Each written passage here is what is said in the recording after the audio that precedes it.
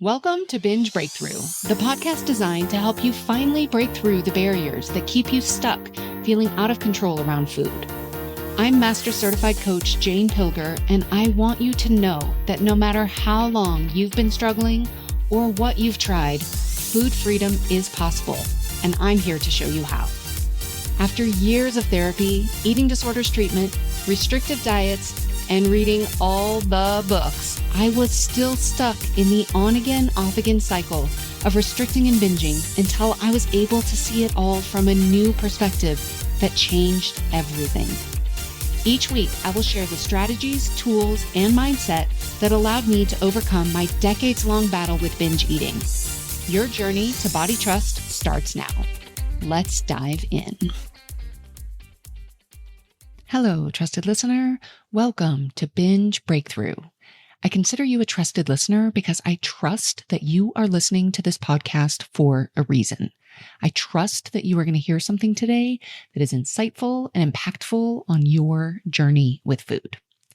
So this is race week, and I am training for the Santa Rosa Marathon, which is happening on Sunday.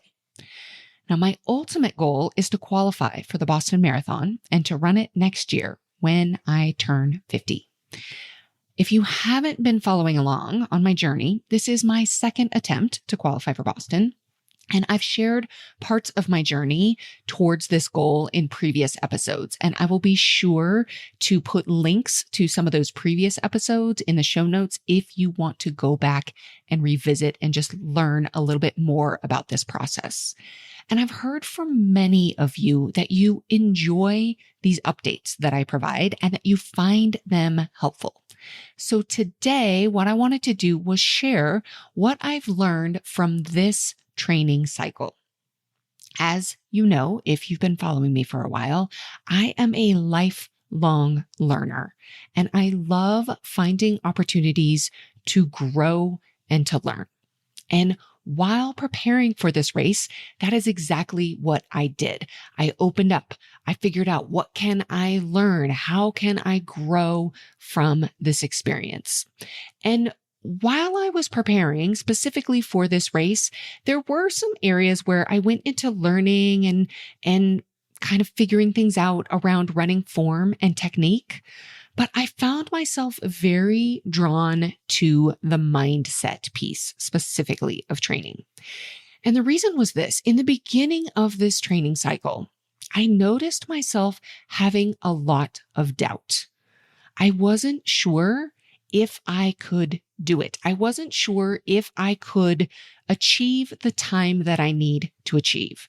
So if you're not familiar with qualifying for Boston, it requires running a qualifying marathon in a certain time. So there is a time component to this. And I found myself thinking that I wasn't sure if I could do it. And then when the challenging workouts would come, the ones where I really had to push my pace and push myself, I would find myself worried about them the night before. Am I going to be able to do it? I would struggle during the workout.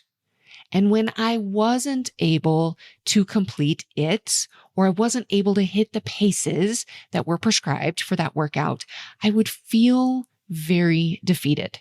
And I was making it mean I would never be able to reach my goal. I would never be able to run this fast. I will never be able to qualify for Boston. And I did not like the way that this felt. And I knew it was up to me to change it. And I knew that the mindset would be the key thing to shift. And if I could shift what I was thinking about, how I was approaching it, it would automatically shift what I was doing in my training, with my technique, with my form, and with my paces. Now, as you're listening to this, you might be wondering, what does marathon training have to do with binge eating recovery? Or even if you are listening to this and you are not a binge eater, binge eating is not something that you do. What does it have to do with becoming a more calm, connected, and confident eater? And as I've gone through this process and really looking at what have I learned in this training cycle, I've realized that the mindset shifts that I have learned and that I've put into place, they are directly applicable to creating more calm, creating more confidence, and creating more connection with food. Both of these journeys require persistence, self-compassion, and an openness to face challenges head on, especially when we're talking about specifically overcoming binge eating. It requires persistence. It requires self-compassion and an openness to face challenges head on.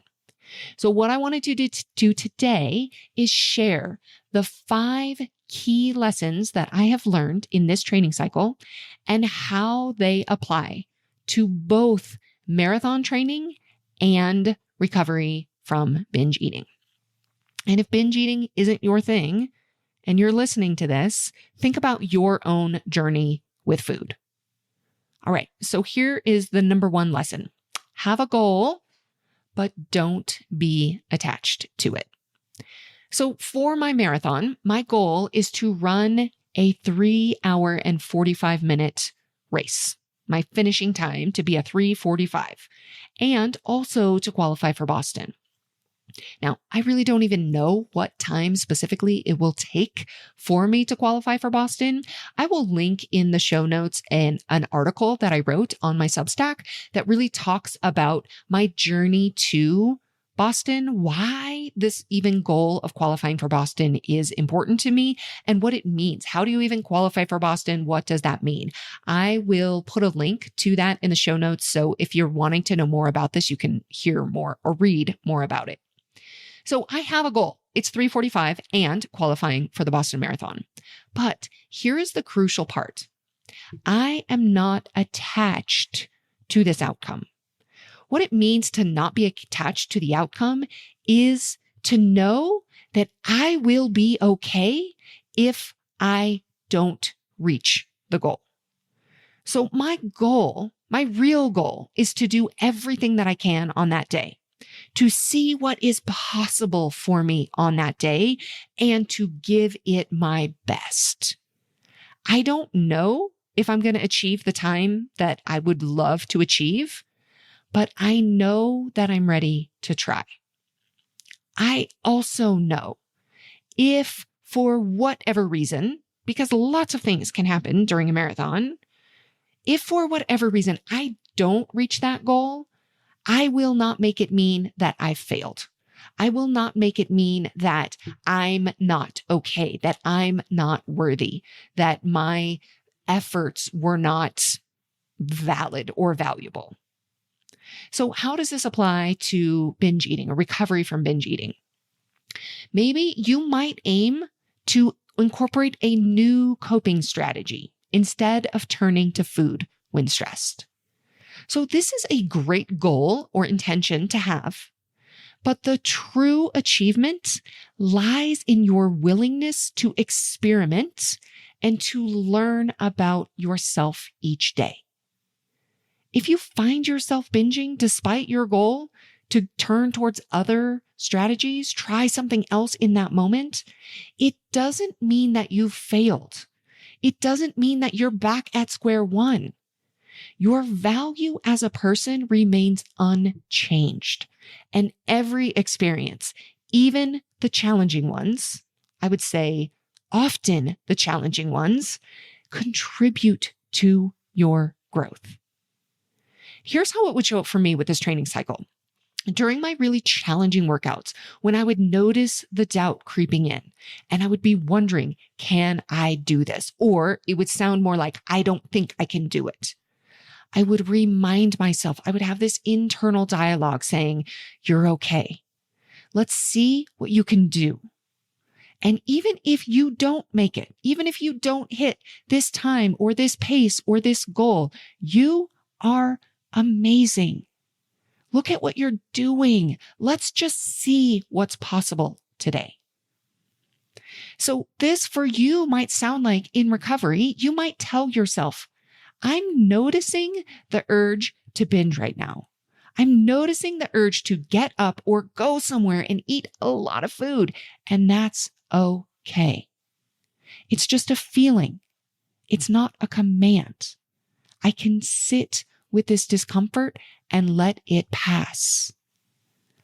I can ask myself, what do I really need right now? All right, so that's number one. Have a goal, but don't be attached to it. Number two, commit to the process, not the outcome. So in my training, I committed to doing everything possible to give myself the best outcome. I do have a goal for an outcome, but I'm not committed to that time. It is my goal, but the commitment means I'm committed to the process, everything possible. So this means for my training, it means following my coach's plan. It means prioritizing my key workouts. It means focusing on rest, focusing on recovery, focusing on my fueling, my nutrition, my hydration, and getting support through this process. Now, in binge eating recovery, it's not about achieving perfection overnight. It's about committing to the daily practices that support who you want to become as an eater. This might include having regular meals, eating intentionally and mindfully with presence and connection.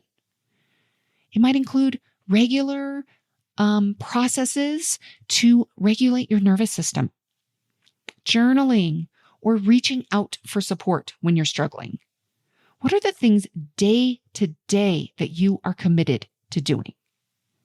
So for example, in my training, I focused on learning something from each key workout. Now, this doesn't mean every single workout I was trying to find something out of it, but the key workouts, the ones that I knew were going to push me, were going to be challenging, were going to stretch my capabilities. I focused on learning something from each of them. So in recovery for you, you might focus on learning something from, it could be each meal, it could be each snack, or it could be what are those meals or those snacks that are really challenging for me? Can I focus on learning something from those? If breakfast is super easy for you, we don't have to focus on learning something every single time you eat. I'm not focused on learning something every time I go out and run, but those ones that I know were going to push me and were going to challenge what I thought was capable, I focused on learning something there. So this can sound like what worked well, what was challenging, and how can I apply this knowledge moving forward?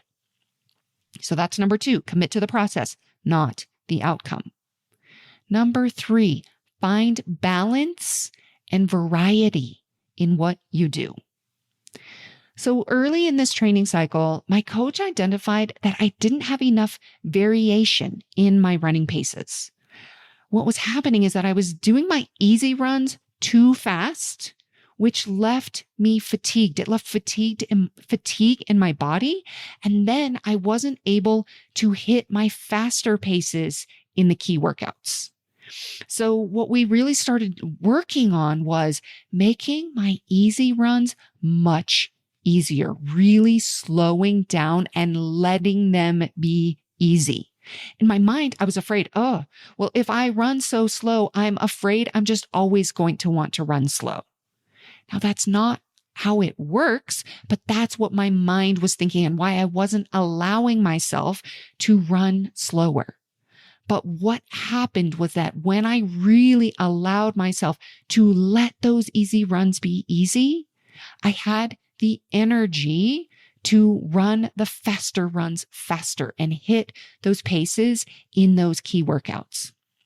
Now, this applies directly to binge eating recovery because often we think that more restriction or more rigid rules will lead to faster progress.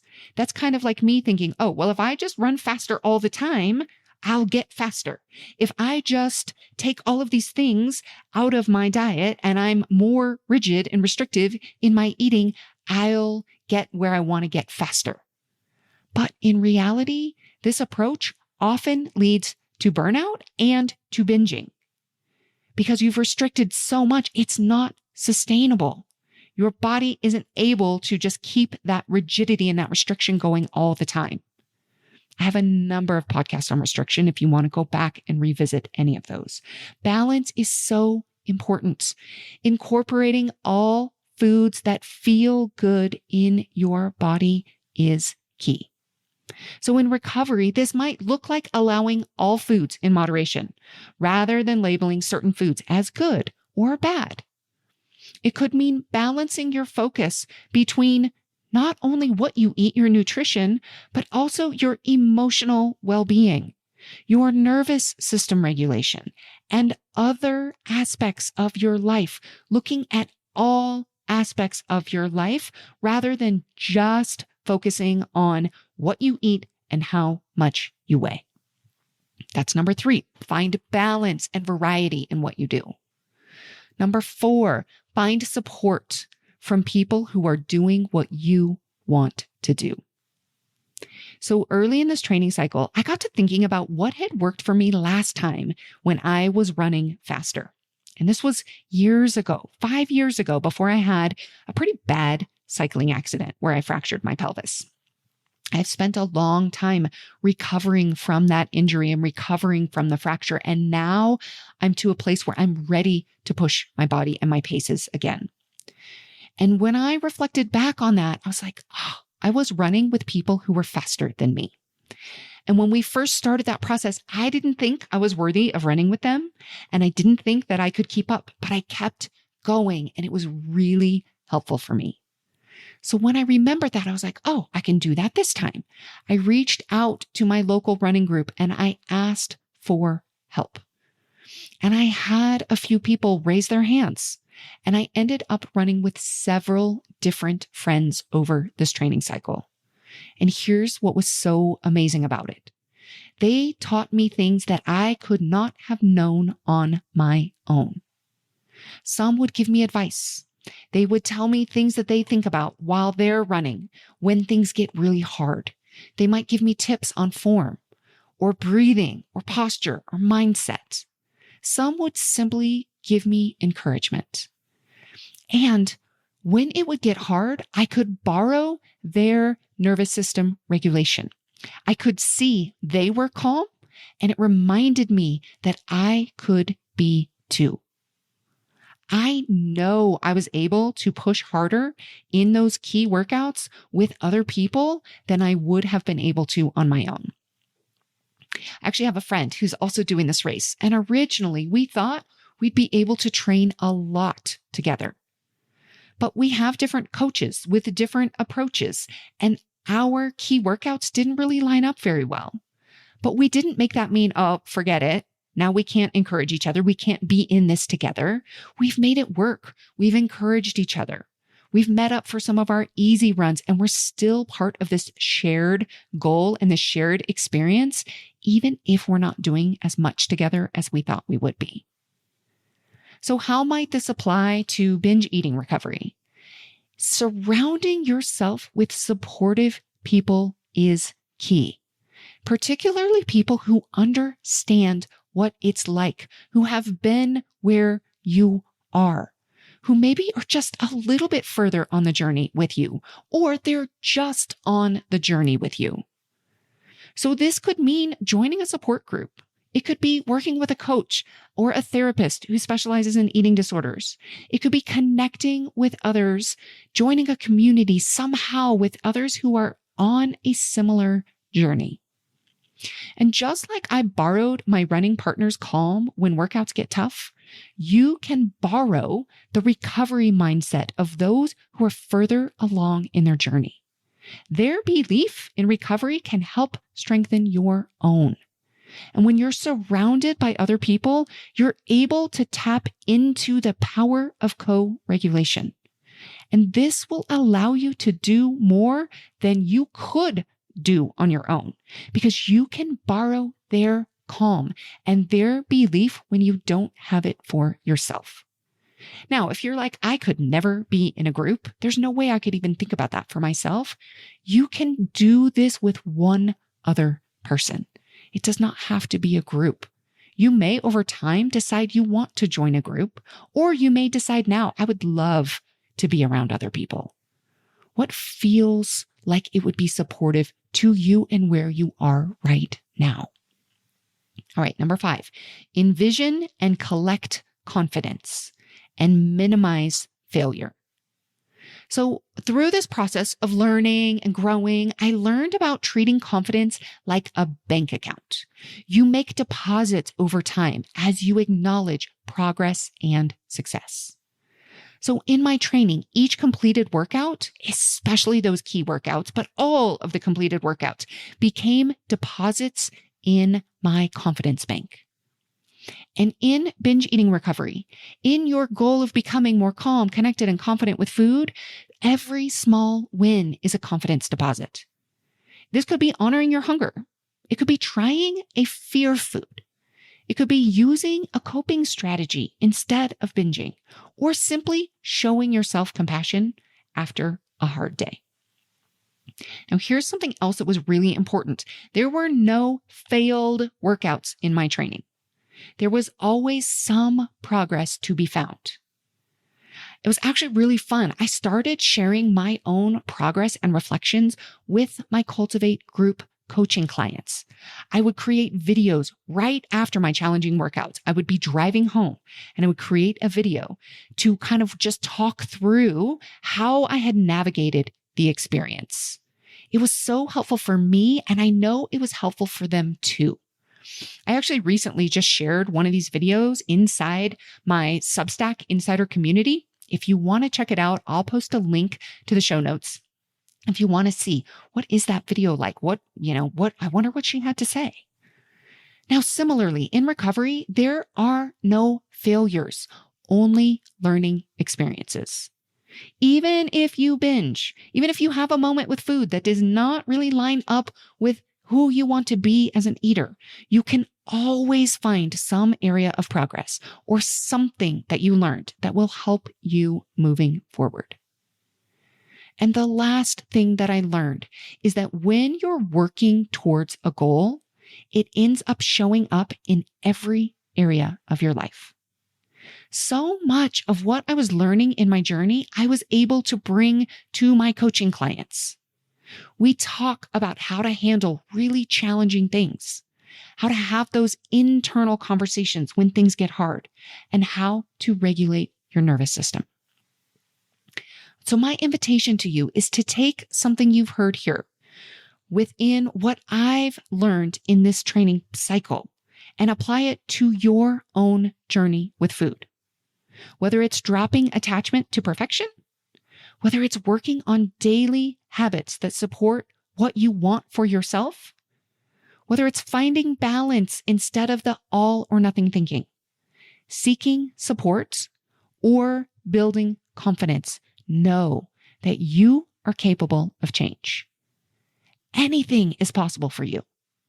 If you feel called to reach a goal right now, whether it's to become more calm, connected, and confident around food, or some other goal that's on your heart, there is a reason. Find the support that you need and go after that goal. And even if the journey doesn't look exactly like you imagined, you will learn so much about yourself in the process. Now, if you want any support in applying these mindset shifts to your binge eating recovery journey or your journey with food at all, I'm here to help. You can schedule a food freedom session with me, or you can join our community on Substack, where you will find more insight, more resources. You will find a community of people who are doing this work that you can join. You can find links for both of these in the show notes. Now, I also want you to know the journey to accomplishing any goal is not always easy, and it is definitely not always linear. You're going to get a glimpse next week of the not so easy part in next week's episode, where we're going to dive into the topic of overwhelm. And yes, I will for sure do a follow-up episode to share how the marathon went. All right, that's what I have for you today. Now remember, you are stronger than you think, and you are never alone in this journey. I'll see you next time. Thank you for listening to Binge Breakthrough.